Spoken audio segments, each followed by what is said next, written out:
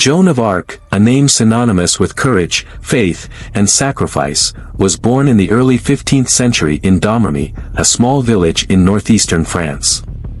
She was born into a peasant family, and little did anyone know that this humble, simple girl would change the course of history. At the time, France was in the midst of a brutal conflict, the 100 Years' War. For decades, England and France had been fighting for control over French territory, and the French throne was in jeopardy. The rightful heir to the throne, Charles VII, had been unable to secure his crown, and the English were gaining ground. The future of France seemed uncertain. But then, something extraordinary happened. At just 13 years old, Joan began experiencing visions and hearing voices. These voices, she claimed, were of saints, including Saint Michael, Saint Catherine, and Saint Margaret. They told her that she had been chosen by God to drive the English out of France and to help Charles VII reclaim his throne. For years, Joan kept these visions to herself, thinking she was just a young girl with an overactive imagination. But when she turned 16, the voices became more persistent, telling her it was time to act. Joan, who had never left her village, set out on a mission to meet the future King of France. She believed her divine mission was clear: to save France.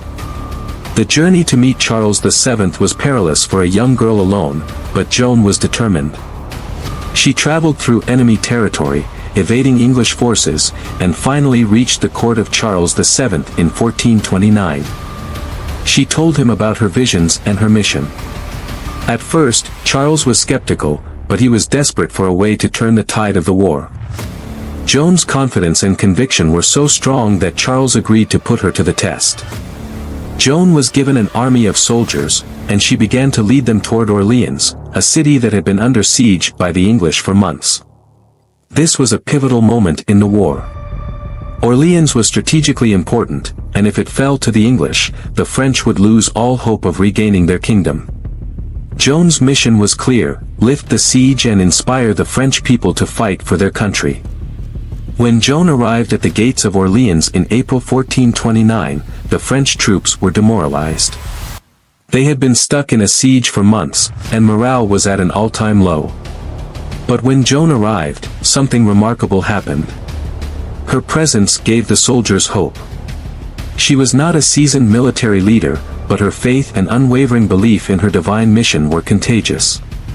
She encouraged the soldiers, giving them new strength and determination.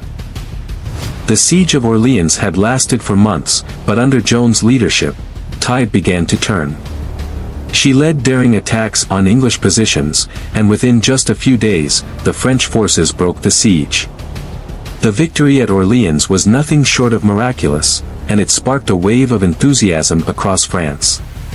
Joan had become a symbol of hope, a beacon of divine intervention in a time of darkness. After the success at Orleans, Joan continued to support Charles VII. She convinced him to march toward Reims, where he could be crowned king. Joan believed that the coronation was crucial to fulfilling her divine mission. As they marched through France, towns that had previously been under English control fell to the French with astonishing speed. On July 17, 1429, Charles VII was crowned king at Reims, with Joan by his side, dressed in armor and carrying her banner. The coronation was a powerful symbol of French unity and defiance against the English. For Joan, this was the culmination of her mission. She had helped Charles become the legitimate king of France, but her role was far from over. As the war continued, Joan's influence began to wane. Charles VII, now secure in his position, grew wary of Joan's power. He feared that her influence might overshadow his own, and tensions began to rise between them. Joan, for her part, remained loyal to Charles and continued to lead troops in battle. But in 1430, things took a dramatic turn. The Burgundians, who were allies of the English, captured Joan during a military campaign. She had been leading the French troops in an attempt to defend the city of Compiègne, but she was taken prisoner. The English, who saw Joan as a threat, quickly took her into their custody. They saw an opportunity to break her spirit and discredit her as a divine figure. Joan was imprisoned in the stronghold of Rouen, and the English began to plot her trial. They knew that if they could prove she was a heretic and a witch, they could destroy the image of her as a saintly figure and undermine the legitimacy of Charles VII. A trial was set up in 1431, and Joan was accused of a range of charges, including witchcraft, heresy, and cross-dressing. The charges were absurd, but they were politically motivated. The English wanted to break Joan's influence and restore their hold on France. The trial was a farce. Joan was interrogated by a biased court, and she was subjected to intense pressure to confess. But Joan refused to give in.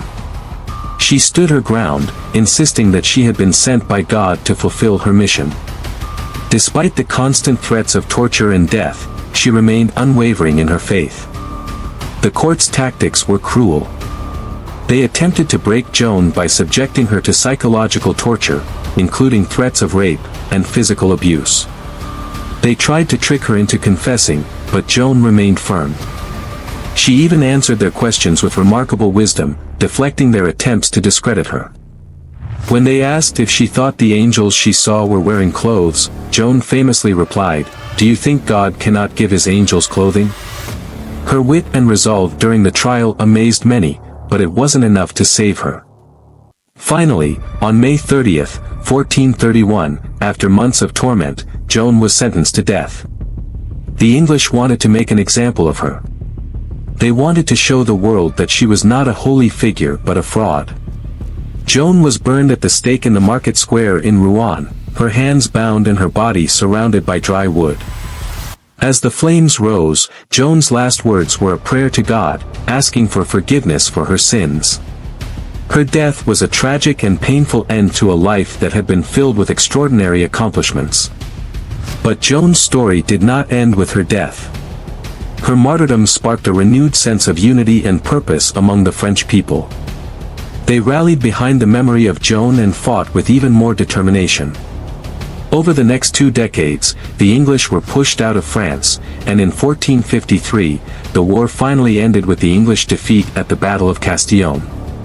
In the years following her death, Joan's legacy grew. Charles VII, once hesitant to support her, eventually petitioned the church to reopen her trial. In 1456, a posthumous trial was held, and Joan was declared innocent of all charges. The church annulled the original trial, and Joan was exonerated.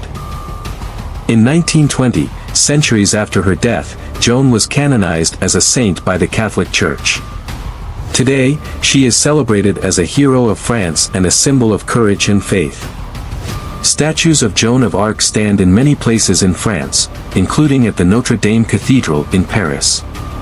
Her life and death have inspired countless books, films, and stories, and her legacy continues to inspire people around the world. Joan of Arc may have been just a young girl when she began her mission, but she became one of history's greatest heroes. Her story is a testament to the power of belief, the strength of the human spirit, and the unyielding courage of one young woman who changed the world.